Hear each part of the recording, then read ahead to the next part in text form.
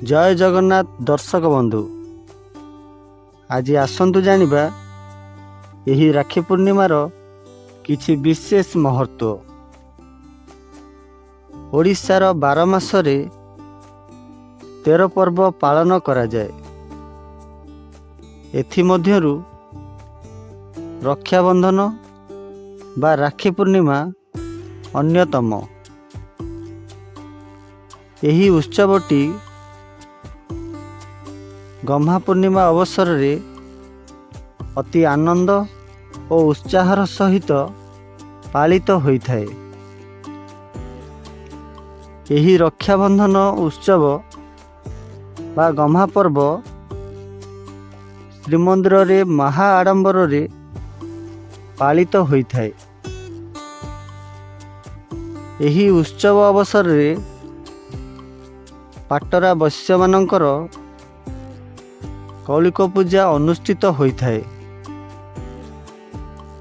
एही पर्व श्री बलभद्रंक जन्म दिवस होइथिबारु गोवंदना और गो पूजा करा जाय थाए।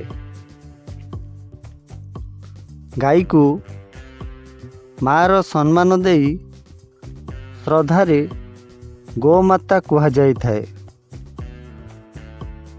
एही दिन गोमाता को राखी बांधिबा सहित भौणी माने भाई मानक हाथ रे राखी बांधि थांती। राखी बांधी भौणी तार भाई ठारू सुरक्षा कामना करि थाए। एही राखी को रक्षा कवच बा सुरक्षा कवच रूपे ग्रहण करा जाए। प्राचीन काल रे देश रक्षार दायित्व क्षत्रिय और खंडायत मानक उपरे न्यस्त थिबारु ब्राह्मण माने सेमानक हाथ रे राखी बांधुथिले। पुराण और इतिहास प्रमाण मिले जे भौणी जमुना जमक हाथ रे राखी बांधी जम जंत्राणु रक्षा पाइथिले।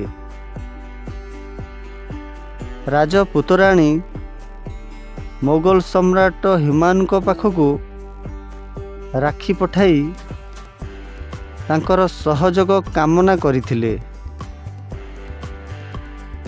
आम जीवन नानादि दुख और जंत्रणा रे भरपूर।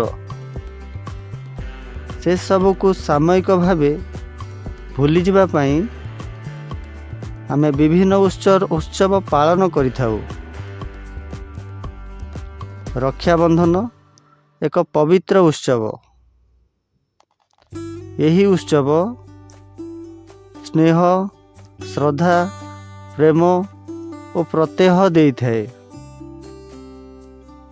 यह समाज रे एकता और सहयोगर निबिड़ बंधन सृष्टि करे। कर्ममय जीवन रे यही पर्व मनरे आनंद और कर्म करिवार नुआ उत्सव सृष्टि करिथाए।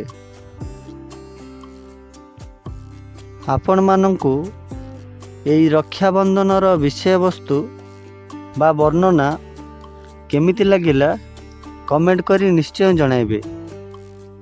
एबे रहुछि, देखा हबो परवर्ती वीडियो रे। जय जगन्नाथ। हैप्पी रक्षाबंधन।